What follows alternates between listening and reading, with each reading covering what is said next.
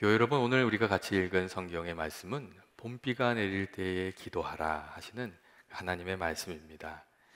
사실 시애틀은 겨울철에 비가 많이 오기 때문에 비가 오도록 기도하라 하는 말씀이 그렇게 마음에 썩 와닿지는 않습니다. 오늘 날씨가 좋으니까 저가 굉장히 좋거든요. 사실 속히 비가 그치고 햇빛이 났으면 좋겠다 하는 마음이 많지요.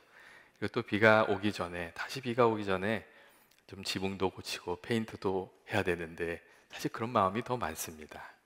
그런데 이스라엘의 경우는 그렇지가 않습니다. 1년에 두 번 좀 비가 많이 오는데 3월경에 봄비가 내리고 10월경에 가을비가 내립니다. 그리고 이 두 비가 참 중요합니다. 이스라엘의 그 물이 풍족한 지역이 아니잖아요. 그래야 이 두 비가 잘 내려야 씨앗을 뿌리고 농사를 짓고 열매를 거둘 수 있기 때문에 이 두 비가 참 중요합니다. 이스라엘 사람들은 이 두 비를 하나님께서 주시는 은혜라고 생각했고 10월경에 내리는 비를 이른비라고 말했는데 이른비가 내려야 단단히 굳어진 땅이 부드러워져서 씨앗을 뿌릴 수가 있었습니다. 그리고 3월경에 내리는 비를 늦은 비라고 말했는데 이 늦은 비가 내려야 자라던 식물들이 물을 충분히 흡수해서 풍성한 열매를 이렇게 알차게 맺을 수가 있었습니다. 그래서 이 이른 비와 늦은 비가 참 중요했죠. 근데 비가 오지 않으면 문제가 생기는 거예요. 그래서 우리가 잘 아는 그 엘리야 선지자와 바알과 아세라 선지자들이 아세라를 섬기는 그 제사장들이 다투는 문제도 비가 내리는 문제잖아요. 하나님께서 비가 내리는 것을 딱 막으셨거든요. 그러니까 이스라엘의 흉년이 들어서 너무 어려웠어요. 그러니까 이 문제를 해결하실 분이 누구신가를 놓고 싸웠던 거예요. 비가 내리게 하시는 분이 참 하나님이시다. 이 기준을 가지고 싸웠던 거죠. 그리고 엘리야가 이 바알과 아세라를 섬기는 선지자들을 이겨내잖아요. 하나님 살아계신 분이시니까. 그래서 싸워서 이겨내는 거예요. 그런데 오늘 말씀을 보면 하나님께서 이스라엘 자손들에게 이 봄비가 내리는 때에 하나님의 비를 구하라고 그렇게 말씀하고 계십니다. 1절에 그렇게 되어 있죠. 봄비가 올 때에 여호와 곧 구름을 일게 하시는 여호와께 비를 구하라. 이렇게 되어 있어요. 이 3, 4월경에 내리는 이 봄비, 이 늦은 비로 곡식의 열매를 풍성하게 맺게 되는 거예요. 사실 이때는 다른 시기에 비하면 사실 비가 좀 내리는 시기입니다. 그런데 그런 때일지라도 하나님은 비가 오도록 하나님께 간구하라고 그렇게 말씀하셨어요. 그러니까 우리들의 삶 속에 이렇게 큰 문제가 없고 일이 잘 되는 것 같은 때에도 하나님께 기도해야 된다고 말씀하시는 것이죠. 은혜를 늘 사모하면서 살아가는 삶을 말씀하신 거예요. 사실 우리가 생각해 보면 비가 오는 때라고 해서 그 계절이라고 해서 꼭 비가 오는 것은 아니잖아요. 요즘에 이렇게 기후 변화가 막 있다 보니까 그런 일들이 세상에 너무 많이 일어나는 것 같아요. 비가 내려야 될 때 비가 안 와서 막 문제가 생기고 또 비가 안 오는 때인데 비가 또 막 너무 쏟아부어가지고 막 길이 다 부서지고 또 재난이 찾아오고 우리가 그동안 당연하게 생각했던 것들이 사실 이게 당연한 게 아니었구나 하는 생각을 가지게 되는 것이거든요. 우리가 누리면서 살아가고 있는 건강이나 평안이나 풍요나 안정도 사실 우리가 당연하게 생각하면서 살지만 당연한 것이 아니란 것을 알게 되는 때가 있거든요. 저도 얼마 전에 한번 아파 보니까 건강을 자신할 게 아니구나. 이게 당연한 게 아니구나. 이렇게 알게 되더라고요. 그리고 금방 끝날 것 같은 우크라이나와 러시아 전쟁이 계속되고 있잖아요. 그리고 또 이란이 또 미사일을 쏴가지고 또 사람들이 걱정하고 있잖아요. 이게 또 중동 전쟁이 되는 것은 아닌가? 이스라엘과 이란이 또 이 전쟁의 시발점이 또 되는 것은 아닌가? 사람들이 걱정하고 있거든요. 그러니까 우리가 이렇게 살아가면서 누리는 평화가 너무 당연한 것 같지만 언제든지 깨어질 수 있는 평화라는 것, 이게 마땅히 주어지는 것이 아니라는 것을 우리에게 알려주고 있는 것이죠. 그래서 하나님께서 그런 얘기를 하시는 것 같아요. 봄비가 내리는 때에 하나님께도 그런 때에도 기도하라고. 이 하나님의 하나님께서 주신 말씀에 주신 은혜에 감사하면서 살고 또 더 귀한 은혜를 구하면서 살아야 된다고 그런 이야기를 해주고 계십니다. 여러분, 우리가 다 하나님 베풀어 주신 은혜 안에서 살아야 되지 않습니까? 주님이 주신 은혜를 우리들의 그 영혼에 좀 충분하게 이렇게 충만하게 채우면서 살아야 됩니다. 우리가 은혜로부터 멀어지면 여러분 어떻게 되죠? 우리의 마음이 점점 메말라져서 나중에 사막과 같이 딱딱하게 되어버리는 거거든요. 여러분, 아무리 좋은 땅도 비가 내리지 않으면 점점 굳어져서 나중엔 딱딱해지다가 그 땅이 갈라지게 되고 나중에 생명이 자랄 수 없는 땅이 되어버리고 맙니다. 근데 우리들의 마음도 비슷한 부분이 있어요. 우리 마음속에서 은혜가 사라지면 마음이 메말라지면서 작은 일에도 아주 날카롭게 반응하면서 살아가는 것이거든요. 은혜가 사라지면 이게 이게 사람 방법이 없어요. 이게 목사든 누구든 다 그렇게 날카롭게 되어 버리고 마는 거거든요. 반면에 하나님의 은혜를 이렇게 충만하게 받으면 여러분, 우리들의 심령이 넉넉해지잖아요. 부드러워지고 안정감이 있는 삶을 살게 되는 것이죠. 이 물가에 심겨진 나무가 때를 따라서 열매를 맺으며 사는 것처럼 성령의 단비가 우리 내면에 충만해지면 평안이 회복되고 그 마음에 안정감이 생기고 그리고 그 삶에 질서가 생기고 그리고 다른 사람을 대할 때도 넉넉하고 또 부드러운 마음으로 우리가 살아가게 됩니다. 예전에 제가 잘 아는 집사님 한 분하고 경건 생활에 대해서 한번 이야기를 나눴는데 그 집사님이 그런 얘기를 하시더라고요. 이게 아침마다 이렇게 큐티하고 말씀 보고 기도하고 그런 삶을 시작하면서 알게 된 게 있다고 그렇게 얘기를 하셨어요. 하는 말이 아침에 이렇게 큐티하고 이렇게 기도하고 그렇게 삶을 이렇게 살아가기 시작하면서 그냥 그렇게 살면 하루가 이렇게 좀 질서가 생기는 것을 이렇게 느끼게 됐대요. 근데 어느 날인가 급한 일이 있고 막 분주한 일이 있어서 거기에 마음을 빼앗겨서 막 서두르다가 기도 시간이 없어지고 말씀 시간이 없어지면 열심히는 살았는데 그날은 뭔가 뒤죽박죽인 것 같은 삶을 살아가는 느낌을 가지게 된다는 거예요.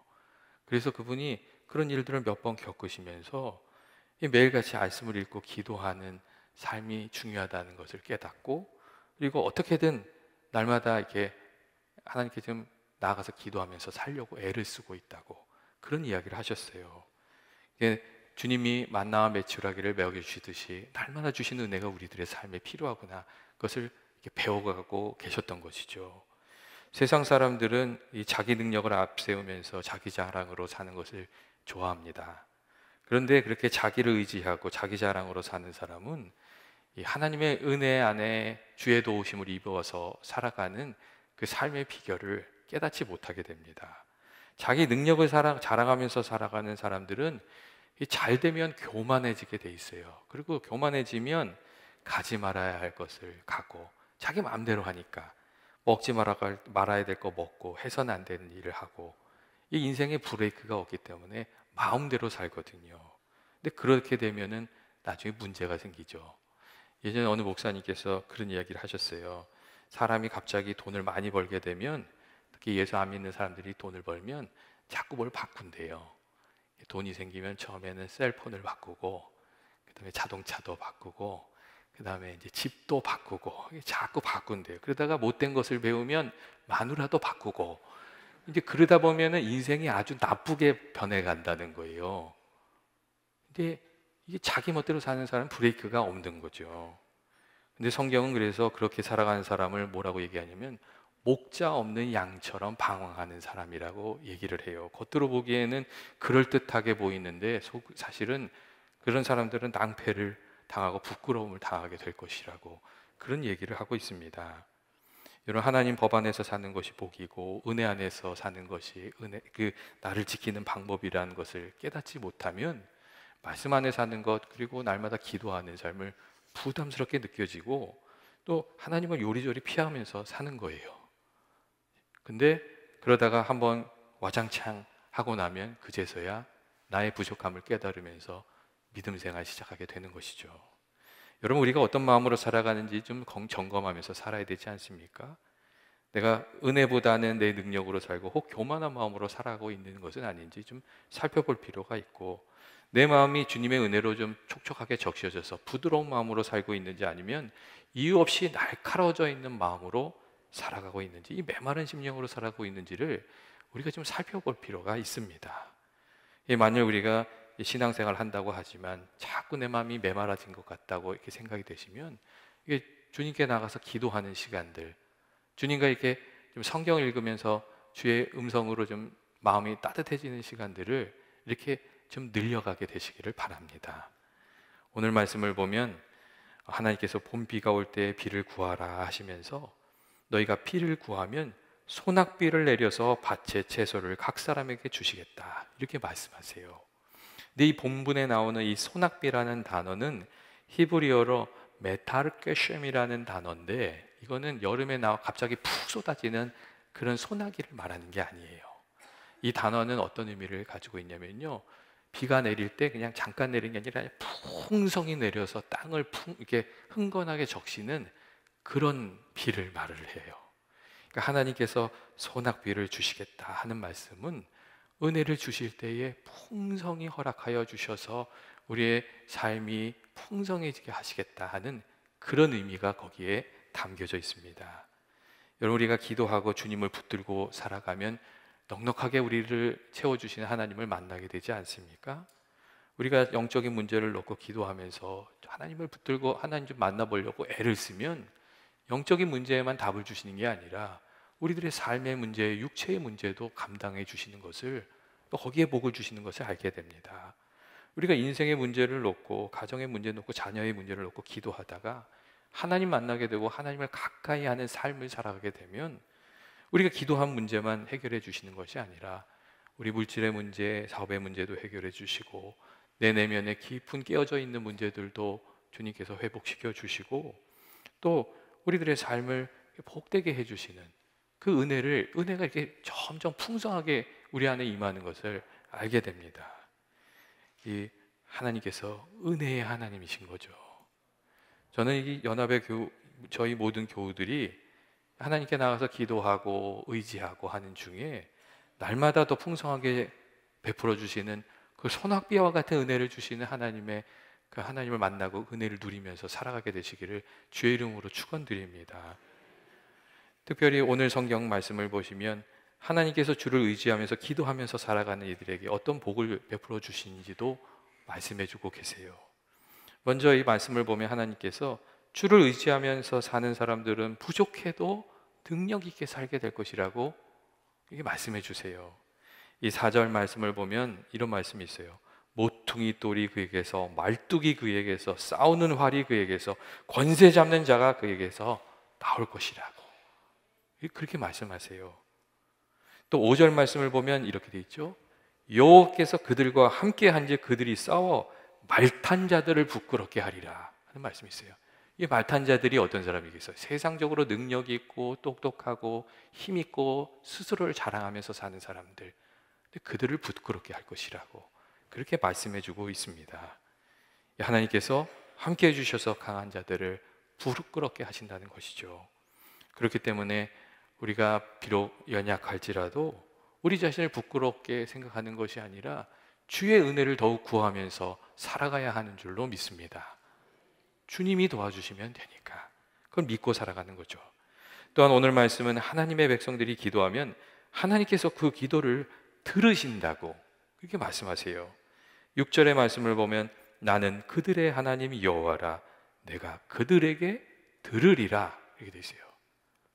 내가 그들의 하나님이고 내가 그들을 들을 것이라고 그렇게 말씀하세요. 그리고 7절 말씀을 보시면 여호와로 말미암아 그 마음이 즐거워하리라 하는 말씀이 있어요. 그러니까 우리가 하나님 붙들고 기도하면서 살아가면 그 기도에 응답하여 주셔서 기쁨을 가지고 살아가게 될 것이라는 약속의 말씀을 주시고 계신 겁니다. 세상에는 여러 가지 즐거움이 있어서 사람마다 그 추구하는 즐거움이 있어요. 어떤 사람은 일을 이렇게 시작해서 성취하는 기쁨으로 살아요. 또 어떤 이는 운동하는 재미에 빠져서 사는 거죠. 또 어떤 사람은 여행하는 재미에 빠져서 사는 사람도 있어요. 돈 버는 재미, 사람 만나는 재미, 이 재미를 쫓아서 사는 거죠. 근데 세상 즐거움은 시간이 지나가면 그 즐거움이 다 식게 돼 있고 허무해집니다. 어떤 경우 그런 경우 있지 않으세요? 실컷 사람들 만나서 재밌게 떠들고 들어왔다고 생각했는데 마음이 공허한 거예요. 그때는 좋았는데 그 즐거움이 다 식어버린 것이죠. 이 사람의 마음은 더 작은 것을 추구하는 그 마음이 있고 또 욕망이 점점 그 에스컬레이트 되는 게 있어요. 그래서 지금 좋았던 게 계속 좋은 게 아니에요. 사람 마음은 다 그렇거든요. 그리고 또 누구하고 비교하기 시작하면 좋았던 마음이 싹 사라지는 그런 거가 또 있어요. 이제 돈 모아가지고 차를 샀는데 좀 자랑 좀 하려고 그랬더니 더 멋진 차를 자랑하는 사람이 딱 있는 거예요. 그러면 기분이 싹 나빠지는 거죠. 핸드폰 간만에 샀는데 들고 나갔더니 더 비싼 핸드폰 싸가지고 나온 사람이 있는 거예요. 사람이 마음은요, 참 그런 마음이 있어요. 좋았던 기분이 비교하면서 사라지거든요. 이 세상 기쁨은 좀 그런 부분이 있어요. 그런데 하나님 때문에 그 은혜로 기뻐하는 것들은 여러분 그렇지 않습니다. 하나님이 나를 사랑하신다는 것을 알고 나를 살펴주신다는 것을 알고 그것을 깨달을 때 느끼는 기쁨들, 그런 것들은 세상의 기쁨과 비교할 수가 없습니다. 내 기도가 응답된 것은 아니지만 내가 열심히 기도했더니 그 기도가 응답받는 기쁨들을 하나씩 추수하면서 살아가는 것, 그런 것들은 정말 적지 않은 기쁨입니다. 그리고 내가 다른 사람을 위해서 일했더니 하나님께서 내 일을 살펴주시는 은혜를 알아가게 되는 것, 하나님 그러신 분이시구나, 하나님을 알아가는 기쁨, 이런 신앙의 기쁨들은 세상의 기쁨과 비교할 수가 없습니다. 이 8절 말씀을 보면 하나님을 의지하며 살아가면 잃어버린 것을 다시 찾고 회복시켜 주시는 분이 하나님이시다, 이런 말씀도 있어요. 내가 그들을 향하여 휘파람을 불어서 그들을 모을 것은 내가 그들을 구속하였음이라. 그들이 전에 번성하던 것 같이 번성하리라. 그렇게 말씀하고 계세요. 다시금 잃어버렸던 것들을 찾게 해주신다는 그런 말씀이죠. 그렇기 때문에 우리가 너무 낙심할 것이 아니라 믿음으로 하나님의 도우심을 구하면서 살아가야 하는 줄로 그렇게 생각합니다. 우리를 부르신 하나님 의지하며 살아가면 하나님께서 다시금 회복되는 은혜도 우리에게 주시는 겁니다. 그리고 12절 말씀을 보면 하나님께서 견고하게 세워줄 것이라고, 믿음의 삶을 살아가는 이들을 견고하게 세워주실 것이라고 그렇게 말씀하십니다. 여러분, 세상에 많은 것들은 흔들려요. 우리의 마음도 흔들려요. 근데 흔들리고 나면 다 무너지잖아요. 우리 마음이 흔들리면 어떻게 돼요? 우리 마음이 유혹에 흔들리면 그 인생이 흔들리고, 믿음이 흔들리면 영혼이 흔들리고, 또 부부의 마음이 흔들리면 가정이 어려워지고, 하나님이 주신 말씀의 법이 흔들리면 세상이 혼탁해지는 거죠. 그런데 반면에 우리가 하나님을 다시금 붙들고 그 말씀을 우리들의 삶의 자리에 하나씩 세워가면 주께서 함께 그 말씀과 역사하여 주셔서 우리들의 삶을 견고하게 세워주시는 줄로 믿습니다. 하나님께서 그 얘기를 하고 계세요. 너희들이 견고하게 될 것이다, 그 말씀을 해주고 계세요. 그리고 성경은 언제나 죽게 피하는 자들에게 하나님께서 반석과 산성이 되어줘, 피할 산성이 바위와 산성이 되어 주신다고 그렇게 말씀해주고 있습니다. 예전에 장정택 목사님이 쓰신 전능하신 하나님께 기도하라는 제목의 글을 제가 읽은 적이 있어요. 그 목사님이 어느 날 집회를 가셨는데 집회를 하는 중에 급한 연락을 받게 됐어요. 아들이 병원에 입원하게 되었다는 거예요.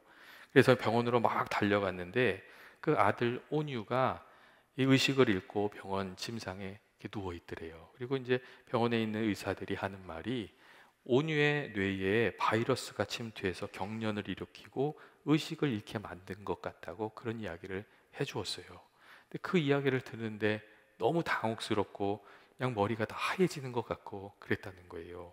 그래도 목사님이 사람의 능력으로는 안 되지만 하나님께서 도와주실 수 있지 않나, 그 마음을 먹고 좀 어려운 가운데서도 주님이 일하시도록 기도해야 되겠다, 주님을 움직이도록 기도해야겠다, 그렇게 마음을 먹고 간절히 기도하면서 이 3개월을 보내셨대요.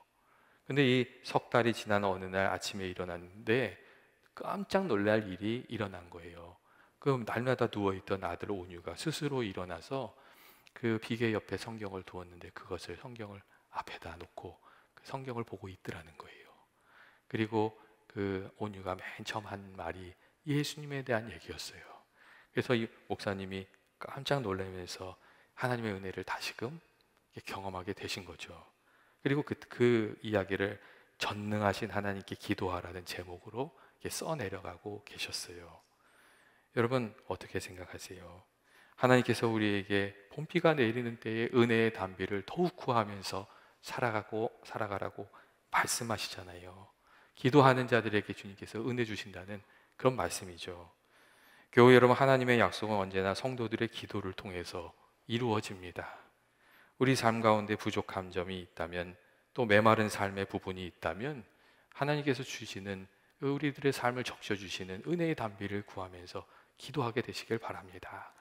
그리고 마음에 원하시는 간절한 소망이 있으면 그 소망을 이루어 주시는 하나님께 믿음을 드리면서 기도하면서 길도 찾고 인도하심도 받고 또 주의 도우심으로 그 귀한 열매도 맺으면서 살아가는 저와 여러분 되시길 주의 이름으로 축원드립니다. 같이 기도하시겠습니다. 사랑과 은혜가 많으신 하나님 아버지, 오늘도 저희들 주의 전에 나오게 해주시고 예배하고 또 주님과 동행하는 삶을 살아가게 해주시니 감사합니다. 아버지, 우리가 간절히 기도하오니 주께서 저희들의 힘이 되어주시고 또 밝은 빛이 되어주시고 인도자가 되어 주옵소서. 주의 도우심으로 인하여 아버지, 저희들이 정말 주의 도우심으로 인하여 감사로 살게 하시고 좋은 열매를 거두며 살아갈 수 있도록 주여 도와 주옵소서. 예수님의 이름으로 기도합니다. 아멘.